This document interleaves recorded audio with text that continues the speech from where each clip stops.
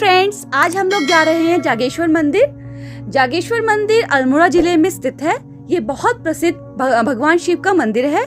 हम लोग सुबह लगभग 9 बजे अल्मोड़ा से निकल गए हैं। आज मौसम बहुत अच्छा है, इसलिए हमने बाइक से ही जाने का सोचा और शायद लगभग रुकते रुकाते हम लोग 12 बजे तक जागेश्वर मंदिर पहुंच जाएंगे। जागेश्वर मंदिर पहुंचकर हम आपको वहां का हिस्टोरिकल और स्पिरिचुअल दोनों इन्फॉर्मेशन देने का प्रयत्न करेंगे। Thank you.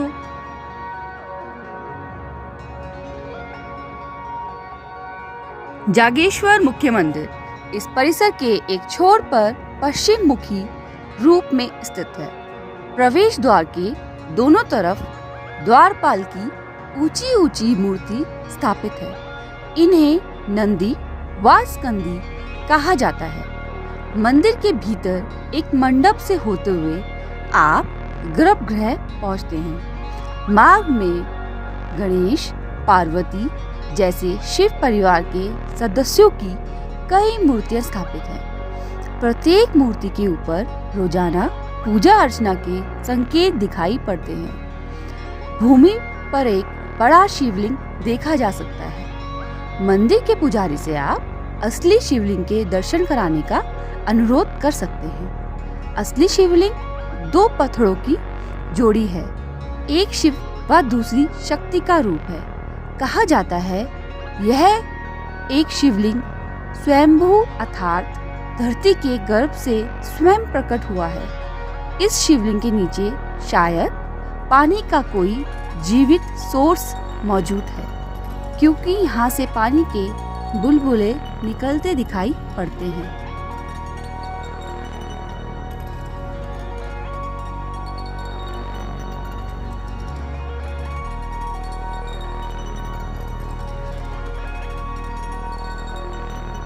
अगर आप जागेश्वर मंदिर आने के दौरान यहाँ ठहरते हैं तो आपको सायंकालीन आरती में जरूर भाग लेना चाहिए। सायंकालीन आरती 45 मिनट के लगभग समयावधि की होती है।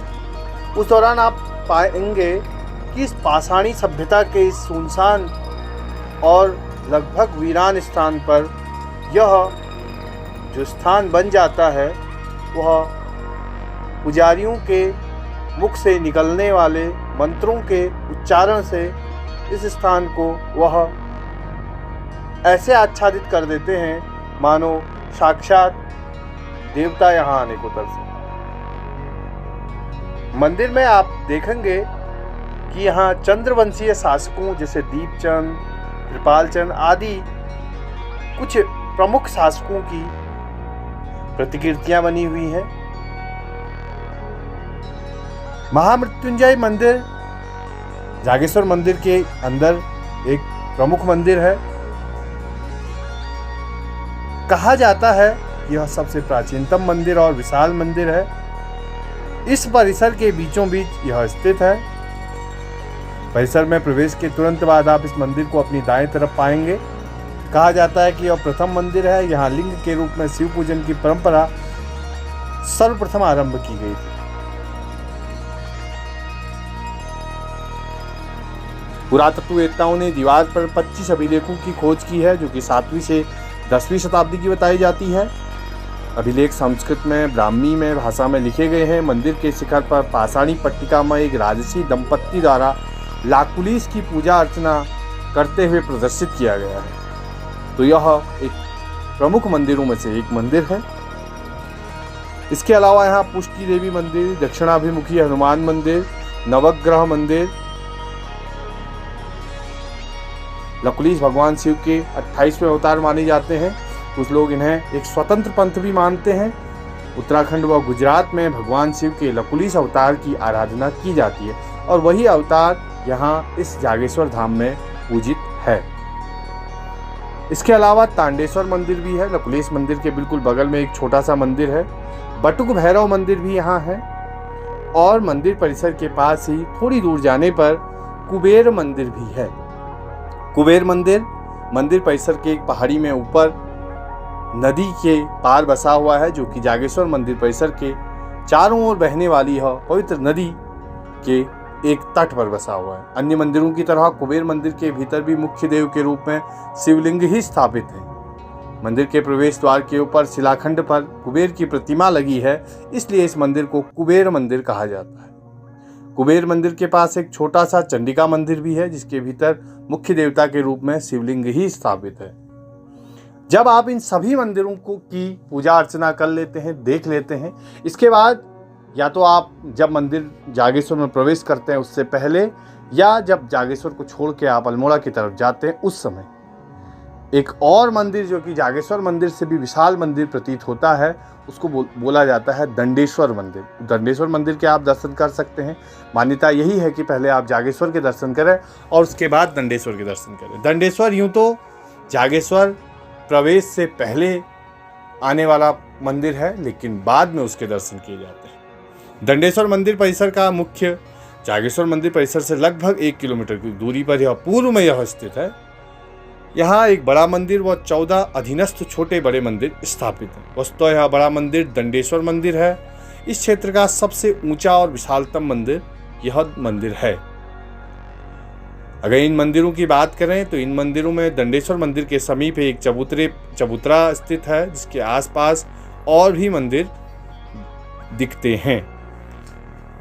भगवान शिव यहाँ लिंग रूप में न होते हुए एक शिला के रूप में है। जब आप मंदिर में प्रवेश करेंगे तो देखेंगे कि एक बहुत बड़ी विशाल शिला के रूप में यहाँ भगवान शिव का पूजन होता है। दंत कथाओं के बारे में हमने पुजारी जी से जाना। पुजारी जी ने बताया कि जब जंगल में ध्यान मग्न होकर भगवान शंकर ने यहाँ तपस्या की तो एक लंबी कहानी उन्होंने हमें बताई। आप अगर इतिहास जानना चाहते हैं, आप अगर इतिहास पसंद छात्र हैं, इतिहास पसंद व्यक्ति हैं, तो आपको भारतीय पुरातत्व विभाग द्वारा स्थापित पुरातत्व संग्रहालय में जरूर जाना चाहिए। पुरातत्व संग्रहालय जागेश्वर मंदिर के बिल्कुल पास स्थित है। यहाँ भित्ति चित्र, शिल्पकला इत्यादि के बेहतरीन नमूने भारतीय पुरातत्व विभाग ने अपने अधीन स्थापित किए हुए हैं।